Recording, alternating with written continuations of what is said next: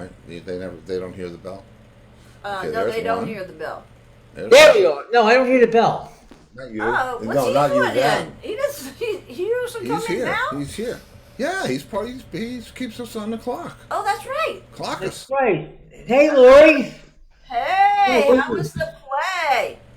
The play was awesome. It was And really. Which It was. character was she? You showed us. Which one was she? She very small part, because she's a freshman. Right. But next year she'll be in there more. She's got 3 more years yet. Did she do good? Yeah, she was great. She was awesome.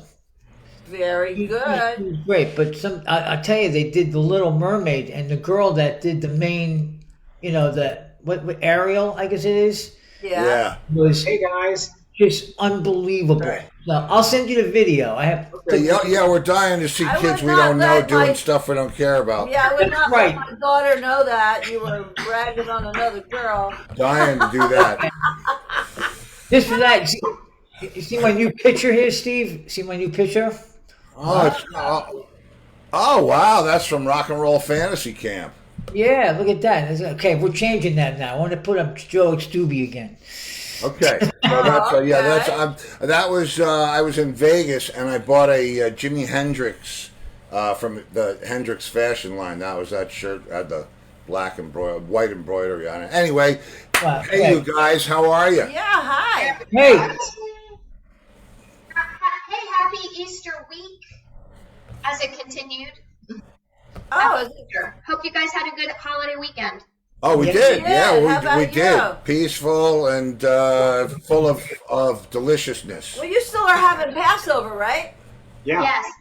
Yeah. Okay. So how does that work? Yeah, what do not you that we do? want to do the whole show, you know what I mean? Yeah, what happens? Listen. Right. Tell them what happened. Okay. Have you ever watched 10 Commandments? oh yeah.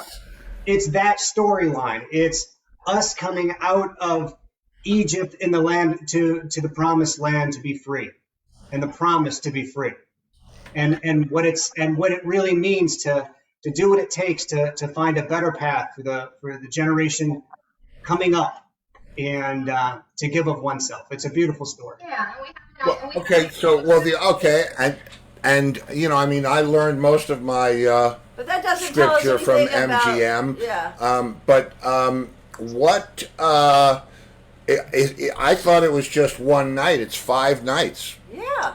Yeah, there are a series of celebrations and commemorations all throughout the time of Passover.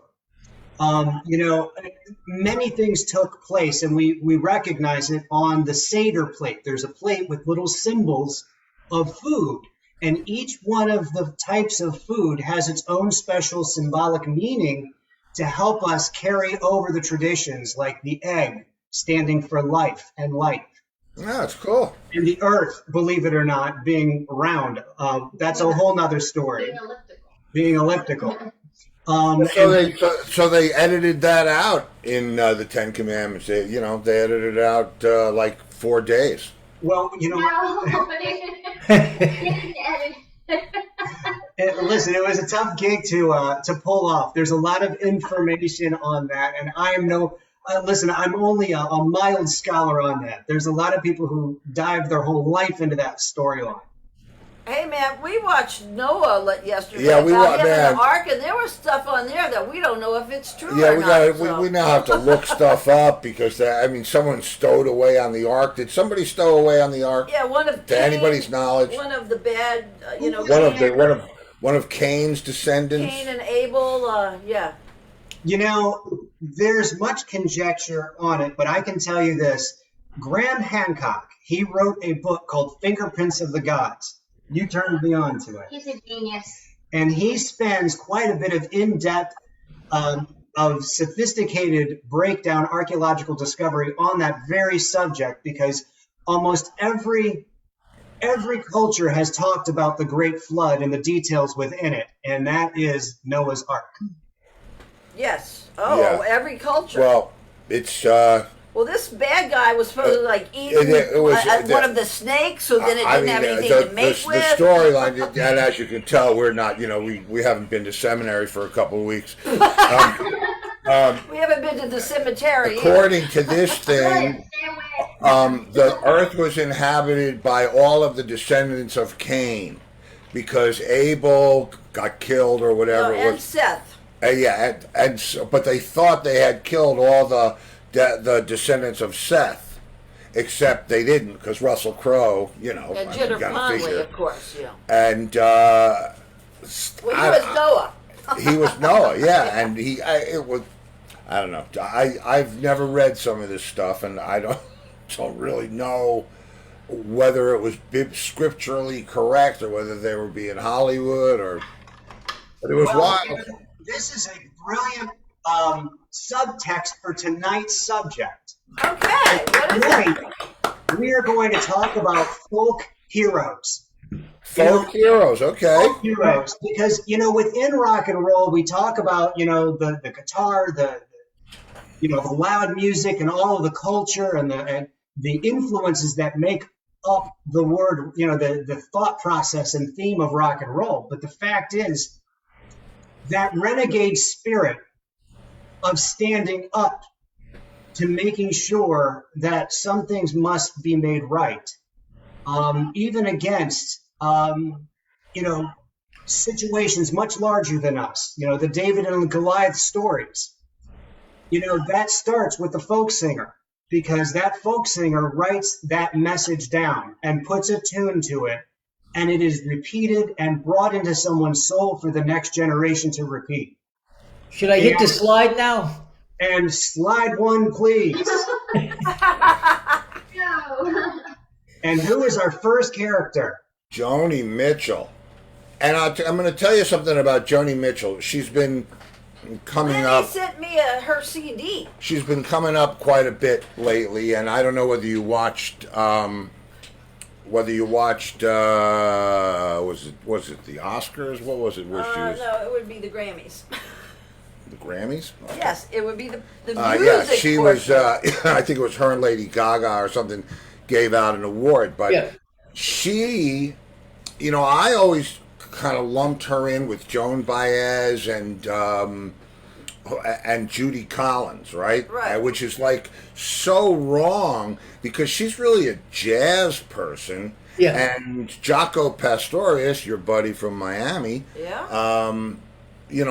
played very famously on a lot of her stuff. So, So, Joni Mitchell is a great place to start, because, with a little bit of research, we start cracking open the egg and the yolk of rock and roll.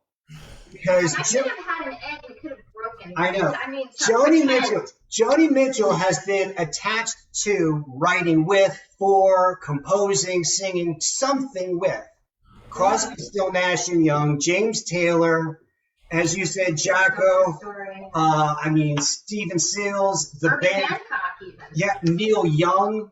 So Robert Plant. yeah, Robert Plant. I mean, she. I'll find out what song. I know he wrote a She song did a about lot her. of. I mean, she was. Well, but anyway, go ahead. You've got you're tying the thing together. But it's So let's go to the next screen. slide. Slide. This picture of her shows her in the early 70s. And, when we do the research on this, I was going through some, different file footage on YouTube and different streaming services. And we saw this one, I think it was 1969, and she was singing Yellow Taxi. And it was her inflection, and her youth was so infectious. Yeah. And this smile really kind of picked it in. And it was just, the joy to write music and the time frame that she was writing it at that moment had to have been incredible. Yeah. Well, and the reason I even. Robert Plant wrote "Going to California" about her. He wrote that about her. Yeah, he had never met her. Going to California. But she was an idol of his. Wow. Yeah. So there's that. And she was a part of. If you watch those the two documentaries, the Jacob Dylan one is not as good as the other one, but the what am I thinking? Laurel Canyon. Laurel Canyon. You really get the background of how there was a core of people that expelled out into a whole, but it was just like this tiny little core of people that supposedly knew how to do what they were doing, and everybody else kind of gravitated around them, and it grew and grew. Yeah, and they all got record deals. Amazing, and, yeah. Like the Mamas and Papas lived there, and all the guys in Crosby, Stills and Nash, and Joni Mitchell, and Mama Cass, and Jackson Brown. Yeah. And they'd all go smoke pot at each other's houses and write songs together. Yeah. Yeah, well, there's a lot of connection between everyone we're going to talk about tonight. Yeah, let's go to the next slide. Slide. Focus. I'm on it. Oh, that's a nice picture. Yeah, I saw that. That was a great shot. Okay, next slide. Let's get to the... So who do you think this is? Oh, I could tell who the little one is. That's Paul Simon, but I guess that must be Art Simon Garfunkel. and Garfunkel. So, yes, that is Simon and Garfunkel, but at this point in time in 1957, they were known better as Tom and Jerry. Can you believe it? yes, I remember something like that. Yeah, Wow. The Wow. cat and mouse situation. You know, I know. This picture reminded me of just about every scene in This is Spinal Tap. You remember in the beginning when they showed some of these early pictures of the group and they looked like this? Sure. It looks a little Leave It to Beaver to me. I mean, I'm sorry. I remember. Believe me, I remember. I was in Spinal Tap. Oh, were you now? Oh. My favorite. So let's go to this next picture of them. Wow. You know, when they came out with The Sound of Silence in 1965, it struck a chord so important and so vivid in the American folk rock genre. It really spurred something on. I mean, your New York connection. How was it like there when that happened? Well, it was. I mean, it was back in that day. There was like one of everything. Now that's not necessarily true, but for the sake of making the point, there was one Simon and Garfunkel. There was one Mamas and the Papas. There was one Beatles, one Bob Stones, Dylan. one Bob, right, and one Joni Mitchell, and so on and so forth. And from those, came a lot of stuff. I mean, they all threw it off in different directions. But Simon and Garfunkel, I mean, they were just massive. I remember the concert in the park. They were, and it was not like anything else. It wasn't like the Kingston Trio or it was a big production. It was acoustic rock with big orchestrations. Yeah. They were great. It was really quite unique. They were, I mean, who else was like that? Certainly not the Righteous Brothers. No, no disrespect, but they're not in that club. So that's a well-placed anchor right there. And I think it's also been kind of linked to, at that time, it was really kind of the changing a lot of America's viewpoints from Leave It to Beaver days to changing to other things about real topics about, With all the political strife going on as we got into the early 70s through that late 60s period, these icons that we're talking about now really helped to create a movement of change and feeling an attitude with the country. So they were so, I think, pivotal. Yeah. And I mean, they spoke about things like loneliness and the struggles of, everyday people. And that was just not commercially sound advice on so many levels. It didn't have a bop to it. It didn't have, that vibe, but it touched people's hearts. Right. But they had been preceded by the blues movement of the late 50s And so, the darkness as far as content was out there, and they kind of got permission to talk about things other than, hey, I love you and candy shop and let's go to the beach. And it was also interesting how, how it played in the group was how it played in their life, kind of like Sound of Silence, like you could hear the breakup happening between their relationship. Things kind of sucked. And yeah. And and I liked Mike Nichols asked Art Garfunkel to act in a movie he was directing, and he did not ask Paul Simon to be in it, and that's what started the tension. Oh, okay, interesting. Wow. Well, I'll tell you what, it's they were great. But they already they did it. It's there for you. And, it doesn't matter how it ended or, what changed because. And also I have another fact. Oh. Okay. Let's the album that they were putting out, it had Cecilia on it, and it had Bridge Over Troubled Water. Yeah. And they thought Cecilia should be the single. And the record company said, no, Bridge Over Troubled Water. Wow. Oh. I think they were right. Yeah, probably right. But it still came out as a single eventually, right, Cecilia? Yeah, but it's just like everything else. And, there's the people, record companies, the people at labels, they really don't know about anything other than statistics, at least not in this time. Yes, there were a couple of executives, Berry Gordy, a couple of guys, Clive, a couple of guys with ears that heard beyond the balance, sheet. But, if you look at all those carbon copy doo-wop bands from the 50s, all the Frankie Avalons and Fabians and all that, that was the record company selling pieces of plastic with a hole in the middle. Mm-hmm. Right. But the bottom line is they really, this was, I think, a really important duet at the time, and I think that their sound really encompassed a generation, along with these other people we're going to talk about. But as a kid growing up, I was just a kid and I didn't really know the difference between one and the other. But when I was young, this is what was on the radio and this is what my parents listened to. And this is what, not just did I listen to it then, but we can hear it now. Here we are, how many years later? And, and it's just as beautiful and it sounds just as good. I do have one aside. When I lived in Miami and I was in college, I used to go see this one guy play. His name was Bob Moffett. He was a musician. He is a musician, and he had a solo gig. And I would watch him. I'd see him in various venues, sidewalk cafes and bars and whatnot.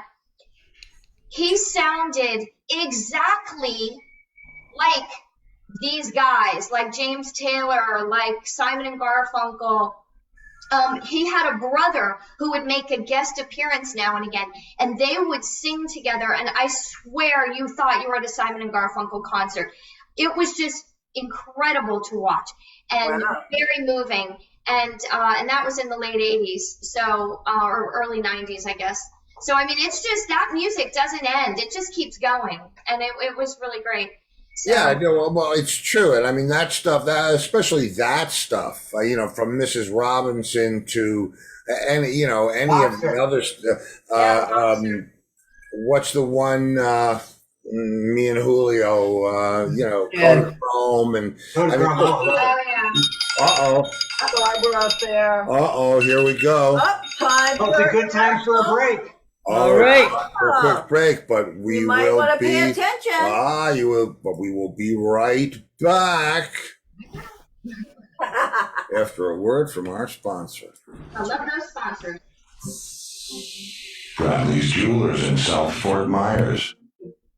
Diamonds, bridal, you name it. Estate, custom design, and expert repair. Bradley's Jewelers, South Fort Myers. They specialize in amazing moments.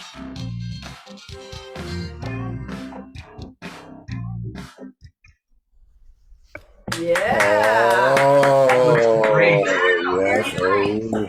I love that opal butterfly. Yeah, that's amazing. Oh, isn't that gorgeous? Thank you. Yeah. Thank you. Love it.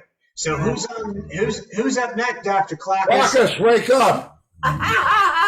Clarkus, slide! Oh, slide. Yes. Oh, I was going to say, who is that? It looks like Nuno Bentoncourt, but then I see. Jim Byers. Yes. And this picture is interesting, Brad. Yeah, this is actually a pretty important picture. It is taken on the March on Washington in August 1963.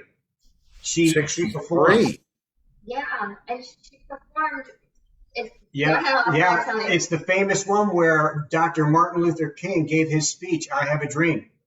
So this was given to over 250,000 people. Listen, right on the lawn. Wow. Wow.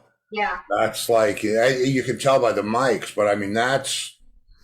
I know it sounds crazy, but I'm actually, when I'm looking at this and I'm thinking about like how today is the pressure cooker, and I'm looking at this and how her spirit back then, you can see the conviction and how young she is and how important young, strong voices are to make good music, to make good choices. And this Well, was her and Bob Dylan did a lot of tours together. Yeah, they did a lot of tours together, and she opened a lot of doors there. For him.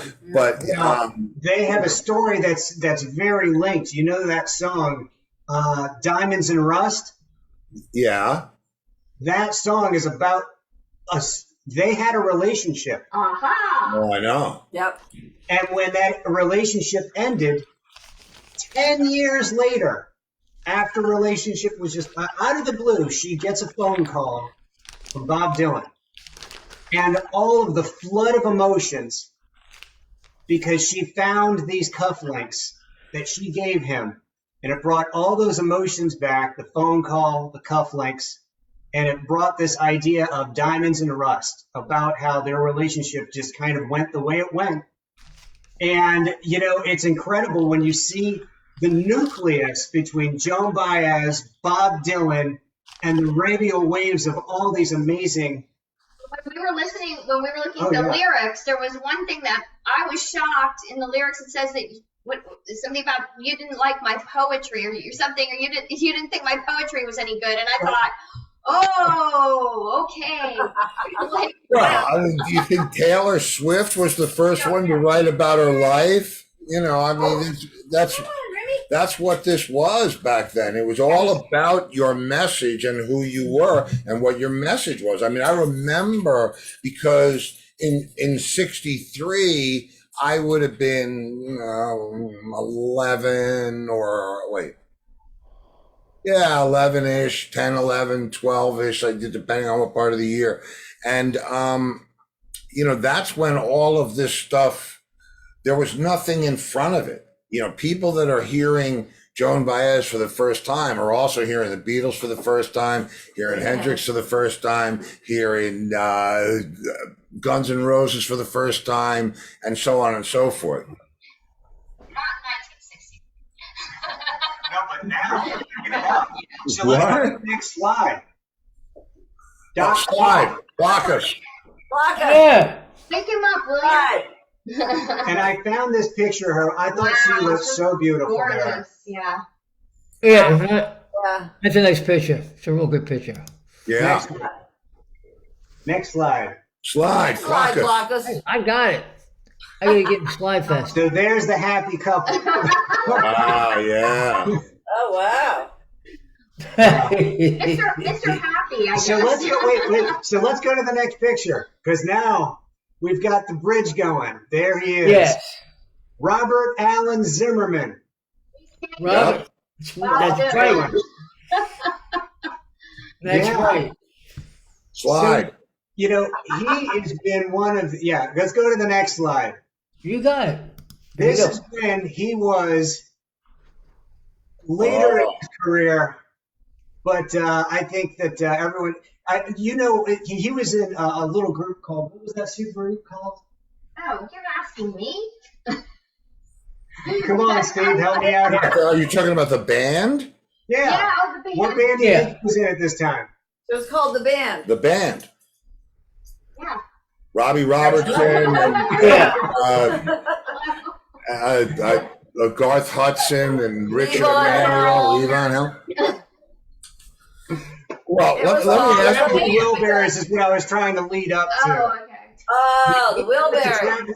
When he was a Wilbury and put all of that together, along with so many other distinguished, I wanted to tee that up to anybody else you may know in the traveling Wilburys. Well, I don't.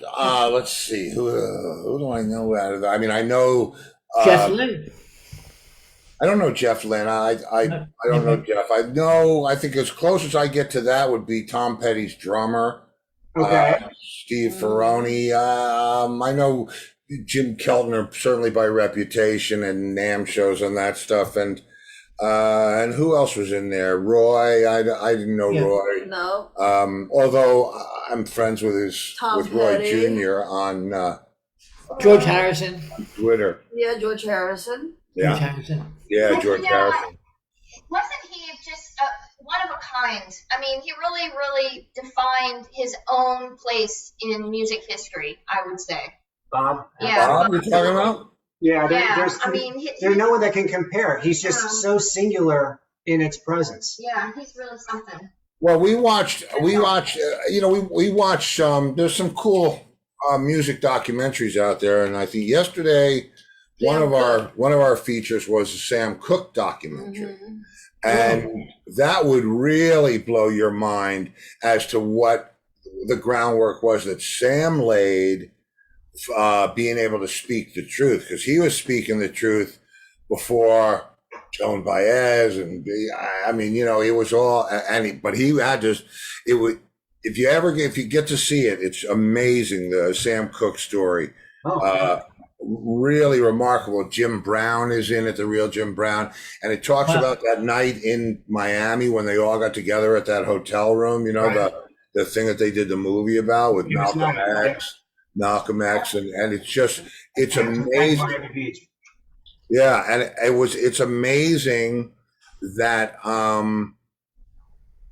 amazing that he would have to put on two completely different kind of shows, and they showed it in the documentary. They showed him ripping it up in the clubs where his people were, ripping it up, and then laying it down, for the mainstream audience without going, too far. Before we stray too much further, yes. Chris Chanel brought Chris Chanel, one of our children of the lawn.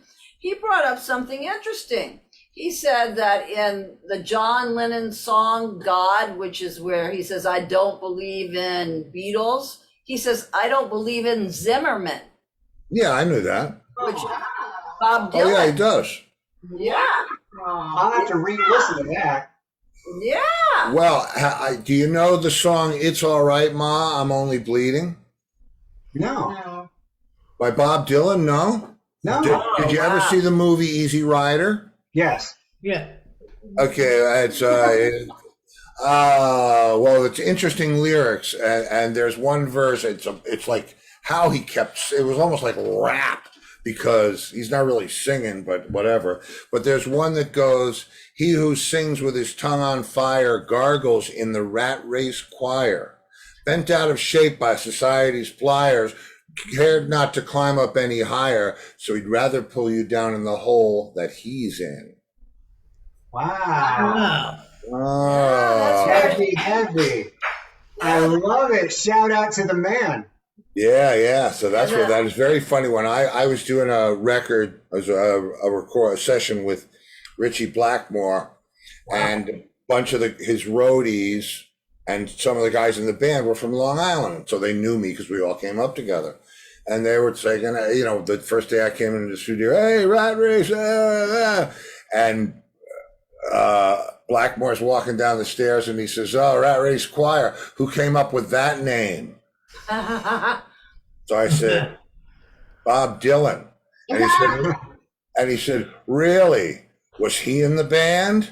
And I said, No, he was a songwriter down in Greenwich Village. That was day one with I love it. Richie Blackmore.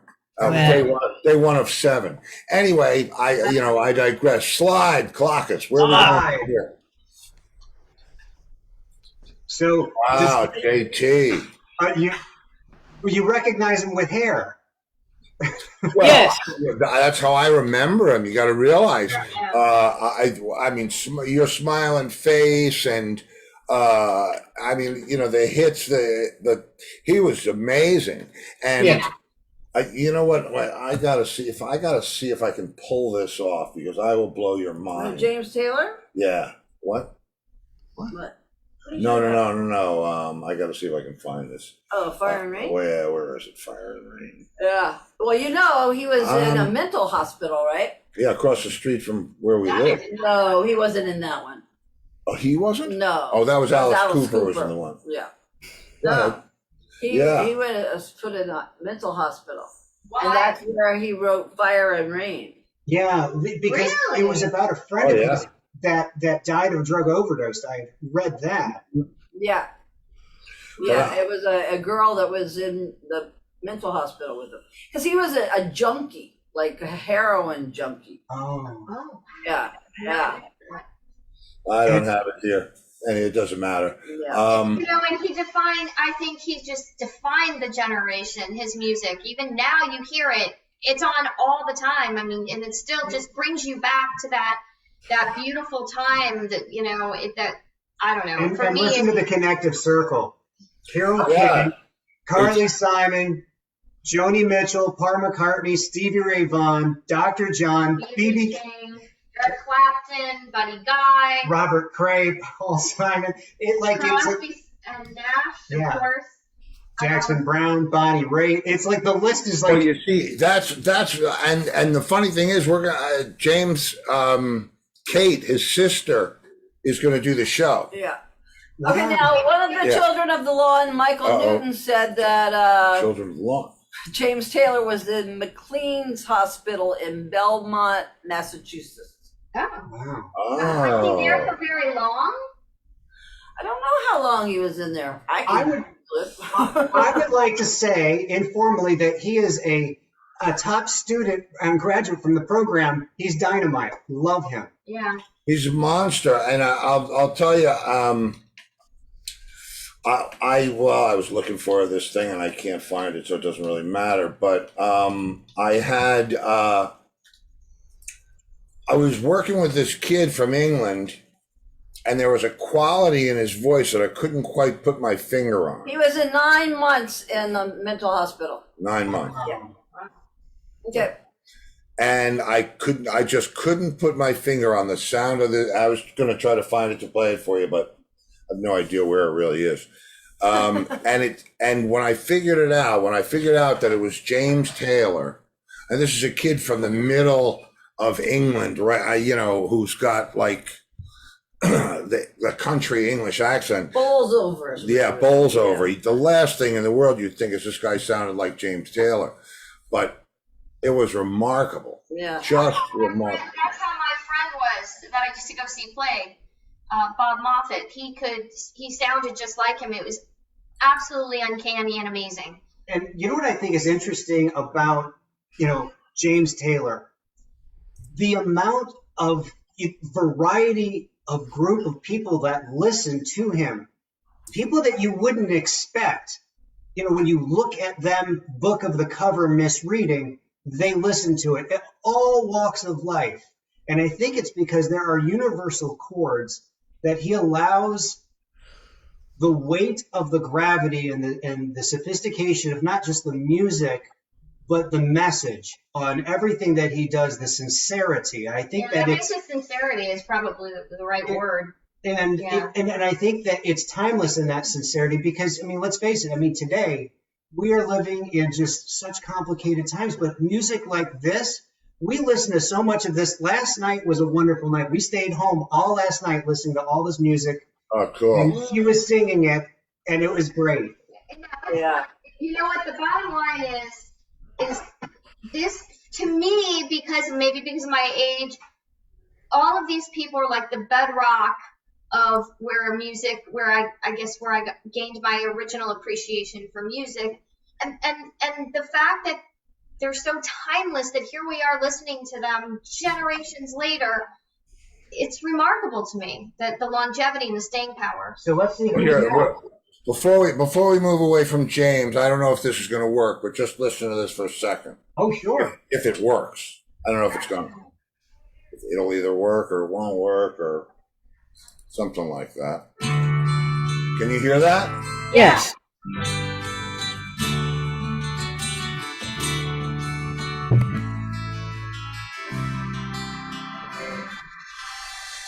Just yesterday morning, they let me know you were gone.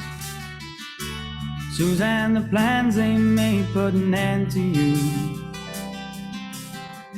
I walked out this morning and I wrote down this song. I just can't remember who to send it to. I've seen fire and I've seen rain. I've seen sunny days that You get the. That's awesome. Yeah, I was enjoying that. I'm sorry. Wow. I'm sorry. I didn't want to take. It's a great song. He's amazing. He was. And it was weeks. I was working with him for weeks. I'd send him things, over the net, and I couldn't put my finger on it. And then finally, You had him sing that. I had him sing that, but I had to change the key because it wasn't his voice. If you listen to it, if you A/B it with James Taylor's voice, it's got the same. It almost sounds like James Taylor's voice is sped up a little bit. It's a little thinner and higher. Yeah. But amazing. Still had that. Anyway, That's cool. Yeah, it was fun. Yeah, I'll listen to that beautiful music anytime. So who's next? Yeah, what do we got next there, Clockus? What's coming up? That's it. That was the last picture. Well, then we're going to say bonus round because we have to talk about Carole King. There you go. Oh, Okay. But we're going to talk about her because she's too centrally located in the sphere of folk heroes. but you see, when I think of Carole King, and I think of I think of Carole King and Neil Diamond and Simon and Garfunkel. That's the whole East Coast contingent where Joni Mitchell and all. That's like such a different. I feel like, I feel like I was a part of. Not that I was, but that I was, around when it was happening in New York. I was only able to hear about it happening in the West Coast. You know what I mean? And I had Carole King's Tapestry album. You did? When I was in high school. Very nice. So what was your favorite song? Name one of your favorite songs. What am I? Yeah. Oh, God. Didn't I play with her? Didn't she? You played with her at Spodioti. Yeah, she came to one of my birthday parties in the city. I Feel the Earth Move. Oh yeah. Oh, yeah. That's a great song. And interestingly enough, did you know that song was partly inspired by her political mindedness about saving the environment? Wow. No, I did not know that. Details can be found within that song to inspire others to realize that the earth's moving under your feet, even though you don't know it. Wow. And, there's gravity to the statement. It would just be nice if we could have somebody actually take notice of the earth and do more when we need to so desperately. And here we are 50 years later still talking about it and not really doing as much as necessary. Well, I like to say we've done much, but there's more to go. There's so much more to go. But you know what? Okay, I'm going to get on both sides of the argument. We have done more damage in the past 200 years than we have in the previous 20,000. Earth birthday is next Friday. What? You should play that song. Oh, here I'm going to get flagged now. Here it comes. Oh. Ouch. Okay. Well, so with that said, folk heroes, they inspire us to look within so we can make change outside. Yeah, well, it's true. Longevity. They have the longevity to touch so many generations, and hopefully will continue to do so. Yeah, inspire goodness, folk heroes.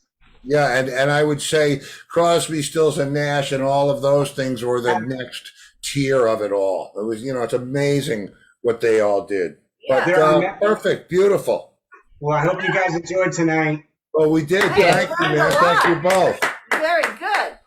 What's that? Hopefully that it brought back some good memories. A lot of good memories. And, we have Jimmy Ryan on the show who knew Carly Simon before she even was making records. Yeah. They worked in a candy store together? It was a guitar store in Manhattan. It was a guitar shop. I forgot the name of it. Right, a music store. That's right. Yeah. So, believe me, it's and great then memories. She went on to ask him to be in her band and her musical she played director. he played on all those big records, Anticipation and all that. And they're it's still amazing. friends. And Anticipation was written about Cat Stevens because she made dinner for him and he was an hour late and waiting. So she wrote Anticipation. Wow. And you got that from the horse's mouth. Yeah. That's interesting. That's an incredible story. Along with, I remember as a kid seeing the anticipation of the ketchup bottle. Yes. Ketchup. Yep. Yeah. Anticipation. And it was either Jim Keltner or my cousin Ricky that played drums on that record with the boom, boom, boom, boom. Clockus, go get Angus for us. I'm going to go out. I will see you guys later. Thank you, Brad and Excellent. This was great. It brought back a lot of Excellent show memories. today. Good to see you Yeah. guys. Excellent show. Really good. Yes, excellent. Good night. See you later. Next All right. week. Take care. Yeah, we'll see you next week. Oop.